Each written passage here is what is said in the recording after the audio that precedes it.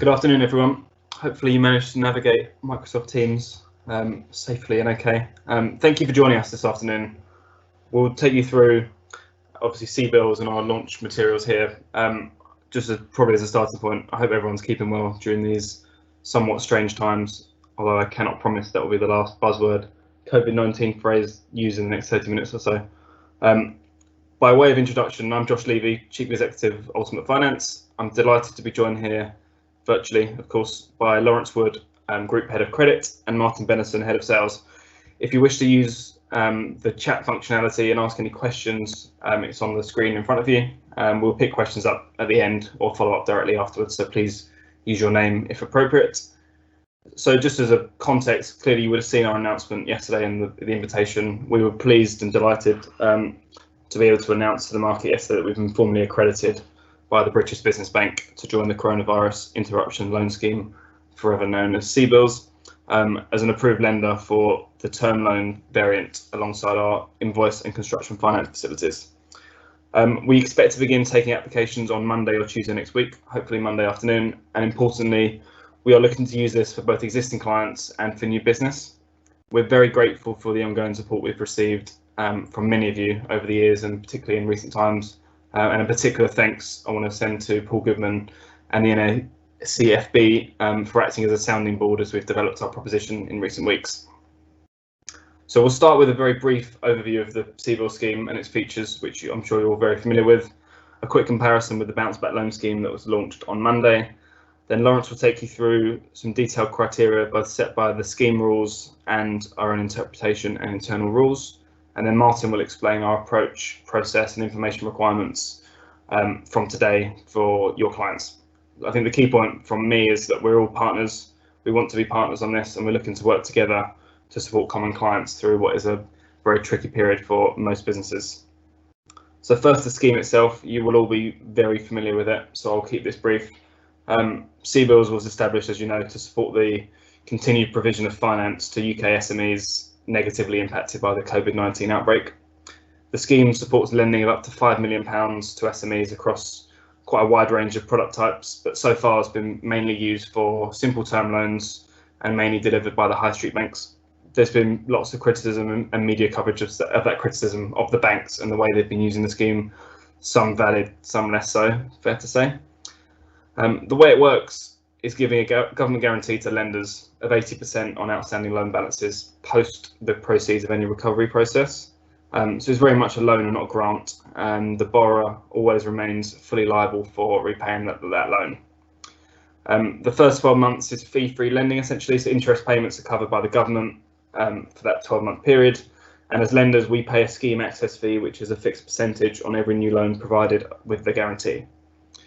Use cases, it's mainly for new lending purposes, but there's also the chance to refinance facilities for existing clients, subject to some pretty tight BVB designated limits and restrictions on that.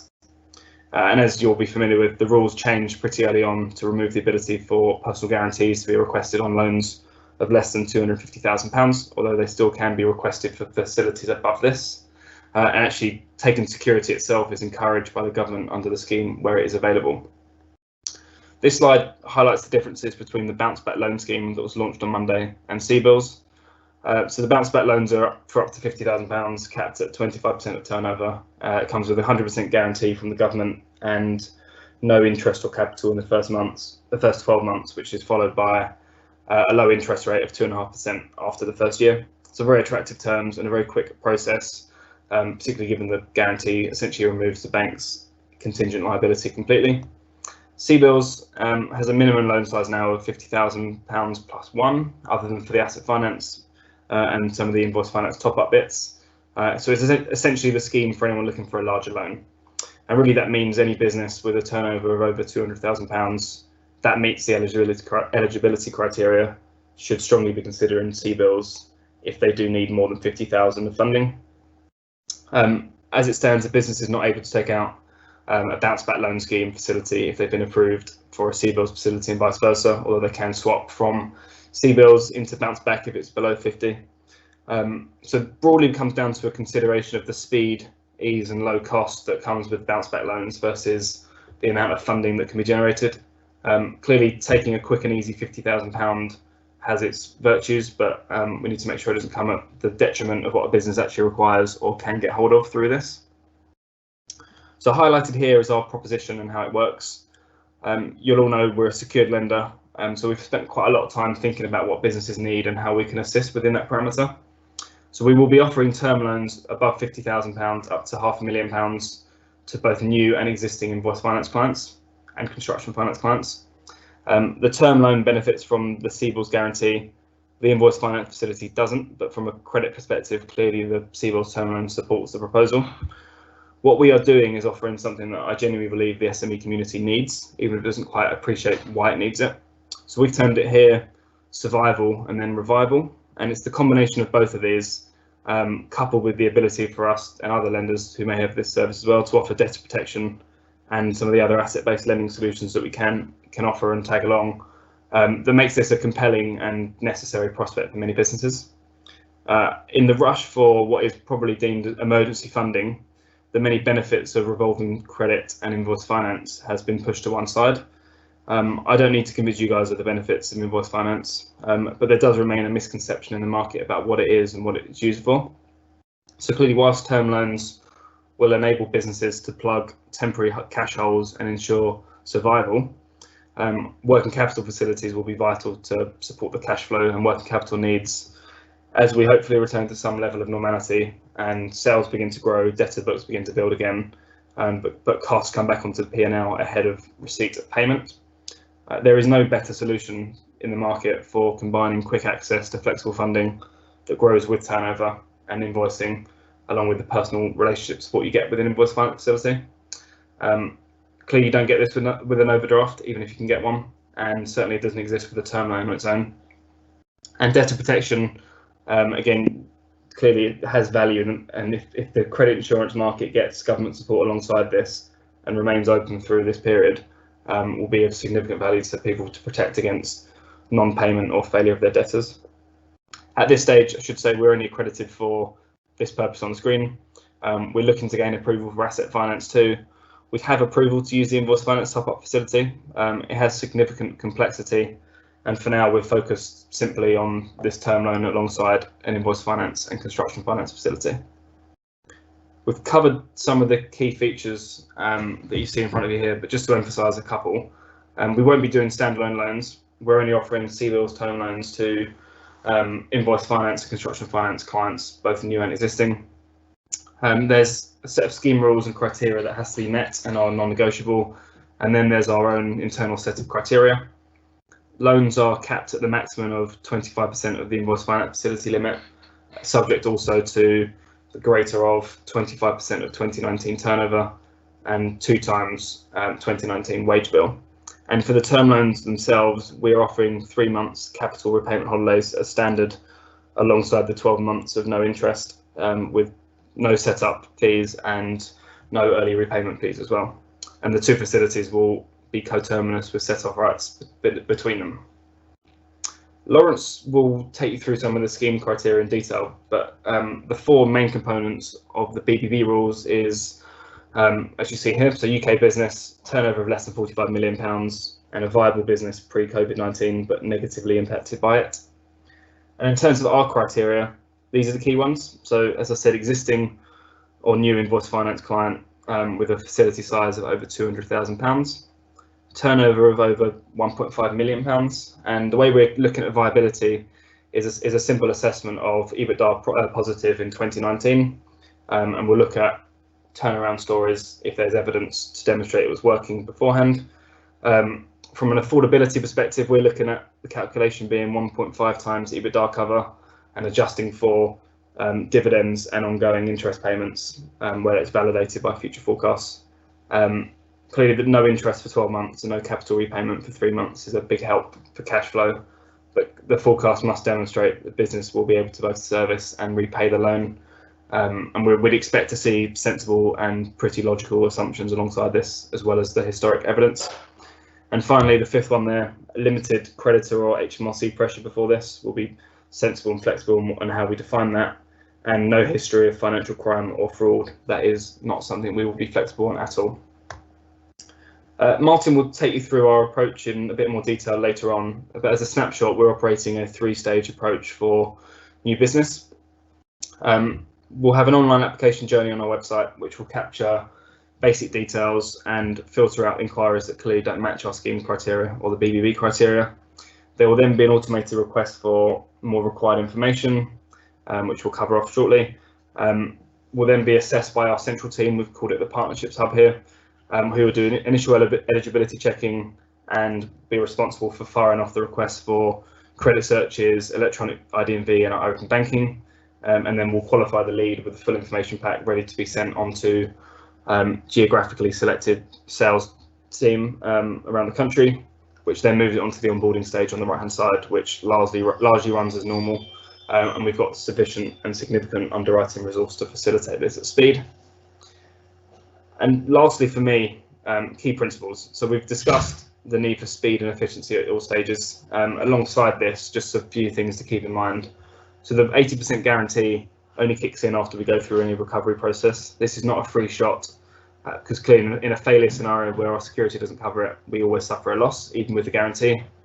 The guarantee just reduces that loss. And equally, we don't have government funding for this, so it's our own capital we're putting at risk. And just to preempt the question that has come up before, we certainly don't have the cost of capital to seek access to the bounce back loan scheme, and I'm pretty sure that will just stay consigned to the banks and maybe a few others. One of the key requirements is affordability. We've talked about that, and the need to clearly demonstrate the ability to service and repay the loan based on historic deliverability. And just to reiterate the distinction I talked about before, so the invoice finance facility is outside of the guarantee scheme. The term loan fills the hole that would otherwise been in the cash flow when submitting to underwriting, so the two do support each other.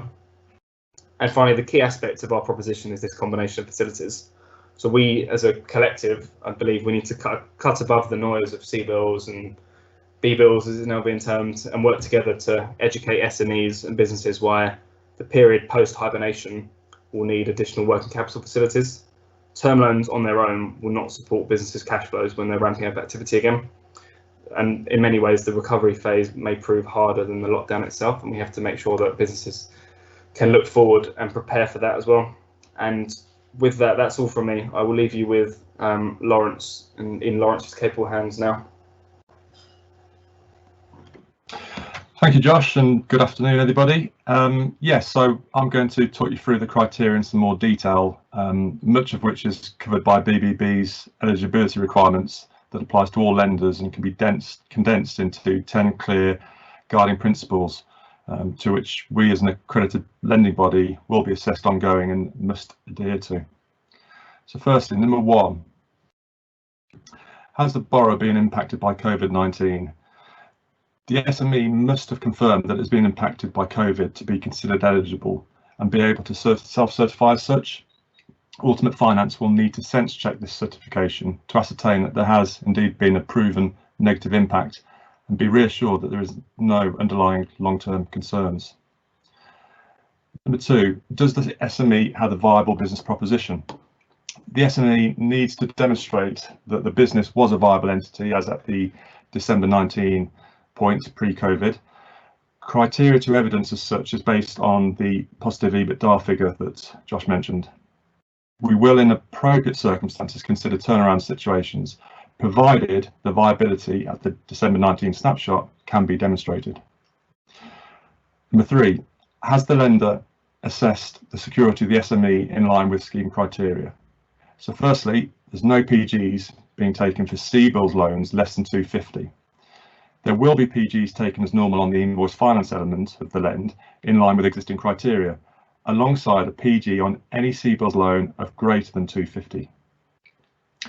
Where a CBILS loan of greater than 250 is considered, tangible additional security is likely to be required. Number 4, is the borrower an SME and not an individual? So the borrower must be an SME and they cannot be an individual. We're also only offering CBILS loans to limited company entities. Number 5, does the SME generate more than 50% of its turnover from trading activity? Eligible SMEs must be generating or expect to generate more than 50% of their income from trading or commercial activity. CBILS are not designed to support shell companies. Number 6, will the facility be used to support trading activity in the UK? Eligible SMEs must be trading in the UK, and the CBILS facility must be used to support trading or commercial activity in the UK. Providing the facility supports UK activity, it can still be supported where income comes from exporting. Number 7 is the SME and undertaking and difficulty, a phrase you've probably heard quite a bit recently. This is a fairly prescriptive terminology that BB use here that states if a business is classed as such as at 31st December, then they are not eligible. This definition includes, number 1, businesses that have accumulated losses greater than half its subscribed share capital. 2, businesses that have entered insolvency proceedings or fulfilled the criteria to be put into such insolvency. And 3, businesses that have previously received rescue aid. Criteria number 8, does the SME have a turnover less than 45 million? The SME or group must have a turnover of no more than 45 million per annum and no less than 1.5 million in line with existing ultimate finance criteria. Number 9, is the facility within scheme terms? The maximum loan size is the greater of 2 times the 2019 wage bill and 25% of the 2019 turnover. Alongside this, ultimate finance criteria limits the loan size to 25% of the invoice finance facility limit, and cash flows will need to demonstrate the requirement. And finally, number 10, is the CBILS facility being used for an eligible purpose for a non-restricted business sector? Eligible purposes include new or additional finance for working capital, investment, or refinancing existing debt or debt consolidation, up to a maximum of 20% of the ultimate finance internal CBIL balance. So, moving on to the ultimate finance internal criteria, which largely builds on the 10 eligibility segments I've just talked you through. To recap, the 2019 group turnover needs to be greater than 1.5 but less than 45 million. There must be a minimum of 1 year's filed accounts, along with up-to-date and current supporting MI. There must be a UK limited company where the use of funds, there must be a UK limited company where the use of funds is to support trading in the UK for eligible business purposes. And the business proposition must be shown to be viable were it not for the impact of COVID-19, and should be able to show as being profitable at the EBITDA level as at December 19. Where the taking of the remuneration is by way of dividend as an ongoing attribute of the business operation, the EBITDA calculation should be adjusted for such level. Consideration, as I've already mentioned, can be given to strongly evidenced turnaround situations. So for Phoenix scenarios, a thorough assessment of the OLCO is essential, and if deemed viable pre-COVID, then we could look to support, subject to appropriate criteria and in line with the BBB protocol. Affordability of the loan must be demonstrated by way of the 1.5 times serviceability cover based on EBITDA, less dividends, less ongoing debt repayments. No trade creditor or HMRC pressure to be in situ at December 19. However, it's important to note where there's a time to pay arrangement in place and it's being adhered to, then this is deemed as acceptable. To repeat, there is a zero tolerance to any form of prior financial crime or fraud on any scale. And finally, for me, we will be able to offer CBIL loans to the construction sector. As you probably know, we already have a construction finance product offering, which is fairly structured and defined criteria, which links in well with some of the aspects I've already talked you through. I'll now pass you over to Martin, who will talk you through the new business process and parameters. Thank you. Thank you, Lawrence. Good afternoon, everyone. I'm going to run you through our sales process. As you all know, this is a government-backed national scheme. It's designed to get cash to SMEs who have been impacted by COVID-19. Our scheme has been designed and put in place to deal with volume, although clearly at this stage we don't know exactly what that volume will be, or indeed how it could ramp up. Our process has been approved by BBB, and its primary aim is ease of use and efficient delivery to get cash to SMEs who need it and who are eligible. It will begin with a simple online journey, which can be used by prospects or by introducers, and an application which will be integrated into our CRM system.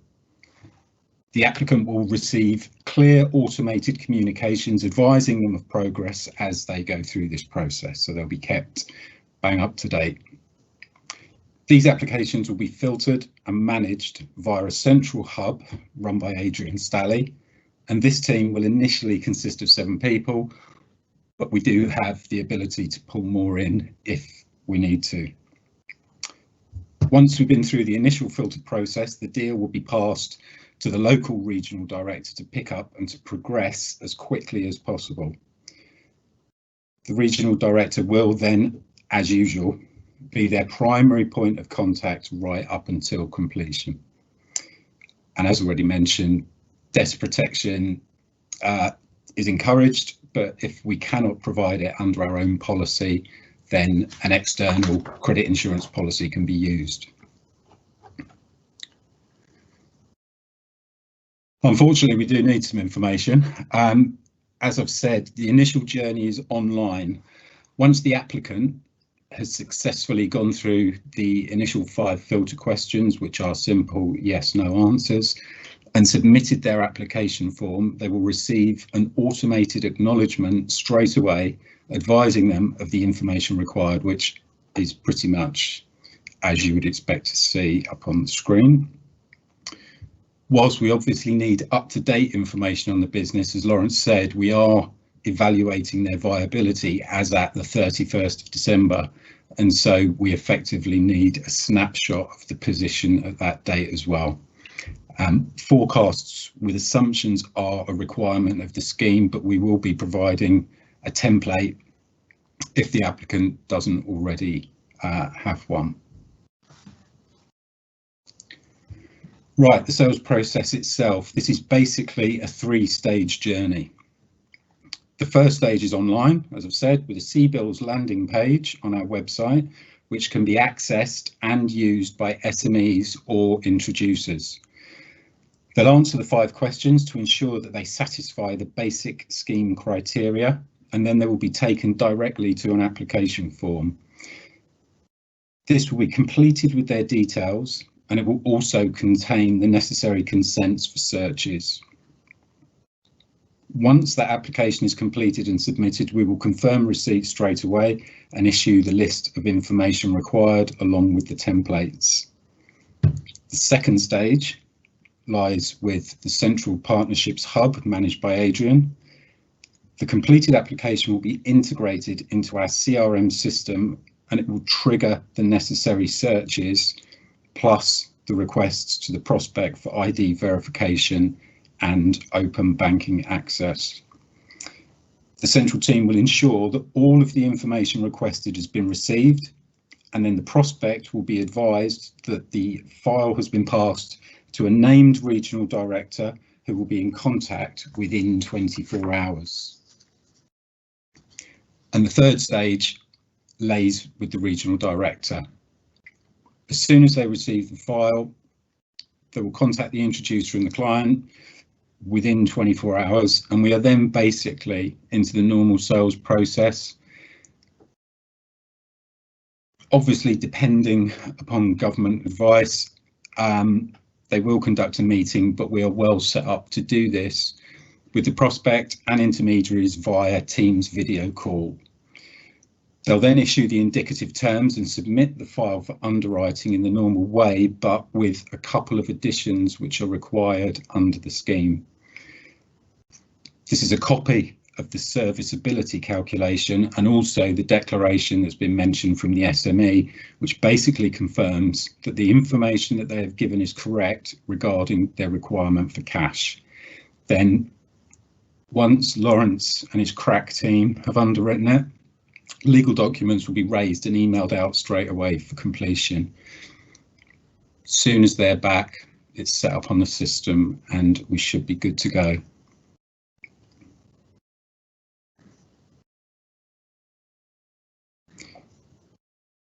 The pricing is pretty simple. It's basically our standard risk-based pricing model that we always use, but this will be based upon the company's viability and performance as at the 31st of December. We're not allowed to charge annual minimums on the invoice finance or construction finance facilities, and there will be no setup fees on the CBILS loan. Just to give you an idea, the rates for the CBILS loan will start at 1% per month, and clearly, as already stated, they don't pay any interest for the first 12 months, and everybody will be given a 3-month holiday on capital repayments. In terms of security, it's the usual debenture.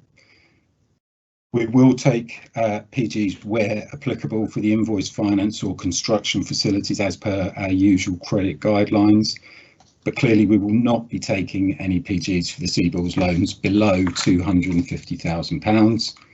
But as Lawrence said, we are able to take guarantees for loans of above 250, and we may ask for additional tangible security for loans of that size as well. And again, as you've already heard, under the scheme we have right of setup from the invoice finance facility, and the invoice finance facility in the CBILS loan will be coterminous. And finally, the part that none of you will be interested in at all is the commission that we'll be paying. We'll be paying a flat £500 upon completion and 20% of lifetime commission on the invoice finance or construction finance facility ongoing. Where the client is still on the books at the end of year 2 and not in default or under notice to leave, we will pay an additional 5% success fee based upon the year 2 service fees. Any introducers passing deals who are not already signed up to our standard terms will be asked to sign them, but I will stress that this commission only applies to the CBILS scheme. Any other commission agreements in place still stand on all other deals, and as I say, this is just for the CBILS deals submitted under this scheme. And that's it from me, so thank you very much, and I think I'm handing you back to Josh. Brilliant, thank you, Martin. Just a few closing remarks from me, and then I'll get into some of the questions. So just a recap of our proposition. I'll probably break it down into these 3 categories. So we think we've got a distinctive product combination across kind of term loans, invoice finance, and where applicable debtor protection that allows SMEs to get through a difficult period whilst also planning for their future cash flow and working capital needs. Our proposition is all around our core service strength, which is hopefully something you recognise from your relationships with us through the sales team. But this is really where the power and value of our relationship management team comes in, and the way we work with your clients and our clients to provide the support they need through the life of their facility with us, which clearly does not come with the standard term loan. And importantly, we're ready. We will be ready to go from early next week. We've designed a slick and easy process to enable this, as Martin's talked you through, and maybe to stand ourselves out from the crowd a little bit compared to others. We have a genuine desire to use this to support new business through this time. This is not just something we're using for existing clients. We'll be ready on Monday or Tuesday next week. In terms of what happens next, we will send out on Monday probably the more detailed information that everyone's asking for in terms of some of the specific criteria. There'll be a link to these webinar slides for you to watch back and go through again, should you wish to do so. In terms of other questions that have come up, so EBITDA calculator has been asked. There will be, as part of the information pack that goes to prospects, a definition of what we're looking for in EBITDA, and so that will be factored in. There's a fair business plan pack that we will send out should prospects need it. I'm sure you guys have got this as well. Let's have a look what else most is asking for. So in terms of the application process, we would like everything to come through the online channel. As introducers, you submit it in your name and tag the client in there as well. So it enables us to keep you guys both updated as we go through the process. At the same time, clearly you can speak to your own contact to get a more detailed understanding of some of the terms we've talked about here, but please do use that online channel. It means we can progress things much more seamlessly and quickly to get the right answers and to filter through the eligibility process.